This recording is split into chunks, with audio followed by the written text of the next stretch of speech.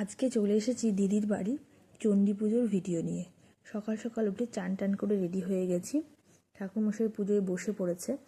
এই পুজোটা ওদের বাড়িতে অনেক দিন ধরেই হচ্ছে। আমি তো 2010 সাল থেকে দেখছি এই পুজোটা প্রত্যেকবার মহালয়ার পরে হয়, কোনোবার মহালয়ার দিন হয়, কোনোবার আবার মহালয়ার 2-1 দিন পরে হয়, দেবীপক্ষের মধ্যেই হয়।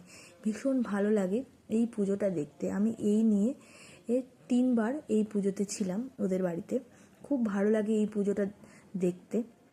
এখানে মাকে 108টা পদ্ম দান করা হচ্ছে। খুব ভালো লাগছিল মাকে এই পদ্ম দেওয়ার সময়। আর আরতিটাও ঠাকুরমশাই ভীষণই সুন্দর করছিলেন, ভীষণ ভালো ভক্তি ভরে উনি পুজো করছিলেন। পুজোটা দেখতেও খুব ভালো লাগছিল। তারপরে এখানে মাকে অন্নভোগ দেওয়া হয়েছে। তারপর আমরা যারা উপোস করেছিলাম তারা প্রত্যেকে অঞ্জলি দিলাম, যজ্ঞ হলো, যজ্ঞের আমরা টিপ নিলাম সবাই, খুবই ভালো লাগলো। আর তারপর কিন্তু পুজো শেষে আমরা প্রসাদ গ্রহণ করলাম। ভীষণ ভালো ছিল প্রসাদ।